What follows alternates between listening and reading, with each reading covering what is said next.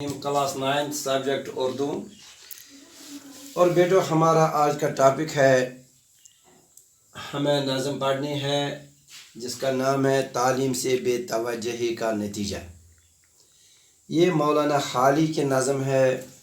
بیٹو یہ نظم جو ہے یہ مسدس کے فارم مسدس کے حائط میں لکھی ہے، اور آپ کو معلوم ہے کہ مسدس اس نظم کو کہتے ہیں جس کے ایک بند میں 6 مصرے ہوتے ہیں، اس لیے اس نظم میں سارے 7 بند ہیں اور ہر بند میں 6 مصرے ہیں، اس لیے اس کی حیت جو ہے یہ مسدس کی ہے۔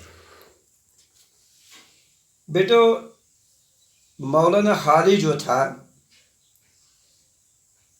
اس کے دل میں ایک درد ہے، اسے اس بات کا زبردست افسوس ہے کہ اس کی قوم ناخواندہ ہے، اور ناخواندہ ہونے کی وجہ سے اس قوم پر بے شمار مصیبتیں نازل ہوئی ہیں۔ لہذا شاعر نے بہت کوشش کی کہ ہمارے ملک کے لوگ غفلت چھوڑیں اور تعلیم حاصل کریں تو ان کے لیے ترقی کے راستے کھل جائیں گے۔ اس لیے اس نظم میں ہمیں ایک درد مند دل رکھنے والے شاعر سے واسطہ پڑتا ہے، بلکہ مولانا حالی تھا ہی ایک درد مند انسان جس کو اپنی قوم کے اس رویے پر بہت افسوس تھا، اس لیے اس نے وہ ایک بہت اچھی نظم لکھی ہے، مذہب جذر اسلام اس کا نام ہے۔ اس میں بھی اس نے قوم کو جھنجھوڑا ہے۔ بیٹو پہلے بند میں ہم پہلے بند پڑھیں گے۔ جنہوں نے کی تعلیم کی قدر و قیمت، جنہوں نے کی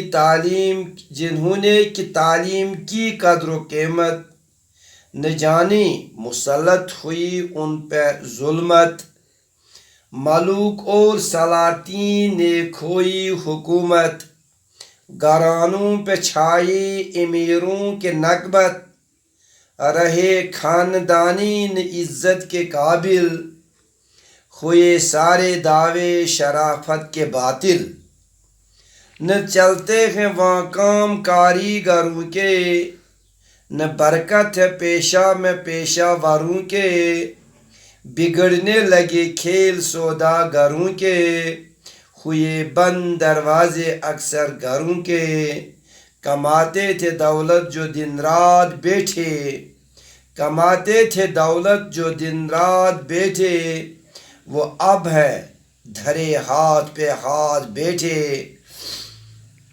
ہنر اور فنواں ہے سب گھٹتے جاتے، ہنر اور فنواں ہے سب گھٹتے جاتے، ہنرمند ہے روز و شب گھٹتے جاتے، ہنرمند ہے روز و شب گھٹتے جاتے، ادیبوں کے فضل و ادب گھٹتے جاتے، طبیب اور ان کے مطب گھٹتے جاتے، ہوئے پست سب فلسفی اور مناظر، نہ ناظم ہیں سرسبز ان کے نہ ناشر۔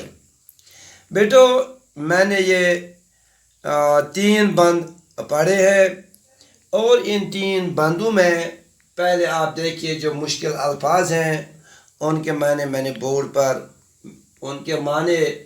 بورڈ پر لکھا ہے، اس کو غور سے دیکھیے۔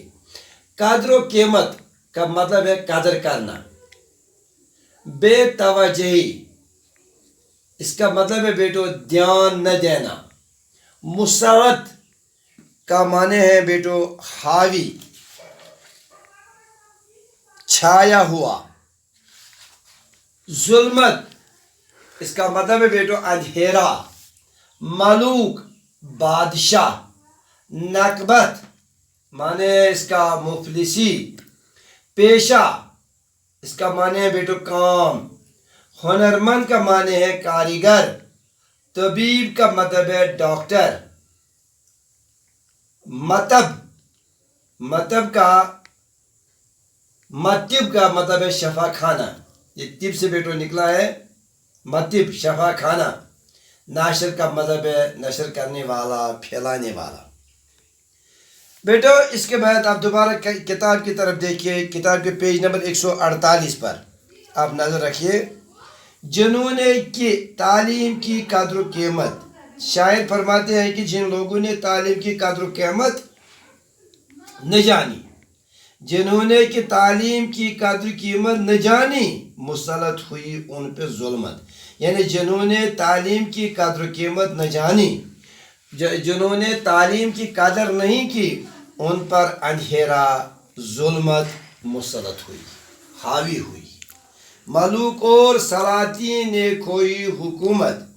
بادشاہوں اور حکمرانوں کو اسی وجہ سے حکومتیں چھوڑنا پڑیں. گھرانوں پہ چھائی امیروں کے نغبت. امیر لوگوں کے گھرانوں پر مفلسی چھا گئی. رہے خاندانین عزت کے قابل، ہوئے سارے دعوے شرافت کے باطل. یعنی خاندانی لوگوں کی عزت ختم ہو گئی. صرف تعلیم چھوڑنے سے، تعلیم کی طرف توجہ نہ دینے سے، تعلیم کی قدر قیمت نہ جاننے سے حکومتیں بھی چھین گئی، سلطنتیں بھی چھن گئی. امیر گھرانوں میں مفلسی اور نغبت چھا گئی. عزت، شرافت، یہ سب ختم ہو گیا. نہ چلتے ہیں وہاں کام کاریگروں کے. یعنی تعلیم کی طرف توجہ نہ دینے سے کاریگر، کام کرنے والے لوگ جو ہے ان کا کام رک گیا. نہ برکت ہے پیشہ میں پیشہ واروں کے، اور نہ تعلیم کی طرف خاص توجہ نہ دی گئی، اور اس طرح لوگ ناخواندہ رہے. اس ناخواندگی کے سبب کاریگروں کے کام نہیں چلتے، پیشہ وروں کے کام میں برکت نہ رہی. بگڑنے لگے کھیل سوداگروں کے، ہوئے بند دروازے اکثر گھروں کے. سوداگر بھی مطمئن نہیں، غربت اور افلاس سے گھر تباہ ہو گئے. کماتے تھے دولت جو دن رات بیٹھے، یعنی جو رات دن دولت کماتے رہتے تھے وہ اب بیٹھے ہوئے ہیں. وہ اب ہیں دھرے ہاتھ پہ ہاتھ بیٹھے. جو لوگ گھروں میں بیٹھ کر آرام سے کماتے تھے وہ بھی بیکار ہو گئے. ہنر اور فن ہیں سب گھٹتے جاتے. ہنرمند روز شب گھٹتے جاتے. یعنی تعلیم حاصل کرنے سے قومیں ترقی پاتی ہے، اور جہاں تعلیم کی قدر و قیمت نہیں ہوتی وہاں فن اور ہنر گھٹ جاتے ہیں، ان میں کمی اور خرابی پیدا ہو جاتی ہے. فنکار اور ہنرمند کم ہوتے جاتے ہیں. ادیبوں کے فضل و ادب گھٹتے جاتے. طبیب اور ان کے مطب گھٹتے جاتے. علاج کرنے والے صحیح ڈھنگ سے علاج نہیں کر پاتے، اور اس طرح ان کے دواخانے بھرکم ہو جاتے ہیں. مطب کا مطلب ہے بیٹو دواخانہ. اس عالم میں سارے فلسفی ہوئے پست بس.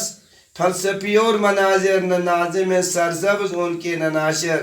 اس عالم میں ساری فلسفی، منتظم اور ناشر سماج میں اپنا کردار نبھانے میں ناکام ہو جاتے ہیں. سب پستی کے عالم میں بے حال ہوتے ہیں. بیٹو یہ صرف تعلیم کی طرف توجہ نہ دینے سے ہوا ہے. ایک زمانہ تھا جو مسلمان جو تھے یہ ادب کے عروج پر تھے. ادب میں ان کا کمال مانا جاتا تھا. اسی طرح طب میں تو مسلمان سب سے آگے تھے. اسی طرح وہ فلسفہ میں یا مناظر یا لوگوں کو سکھانے میں سب سے آگے تھے. لیکن جب انہوں نے تعلیم چھوڑ دی، انہوں نے تعلیم کی طرف توجہ نہیں دی، تو سب برکتیں ختم ہو گئی. نہ ان کا کام نہ تجارت چلی، نہ کاریہ، نہ ان میں وہ پیشہ ور لوگ پیدا ہو گئے. نتیجہ یہ نکلا کہ ان پر غربت یا مسلط ہو گئی، اور ان کے وہ سلاطین، وہ حکومتیں بھی ختم ہو گئی. انشاءاللہ بیٹو کل ہم مزید 4 بند پڑھیں گے. شکریہ.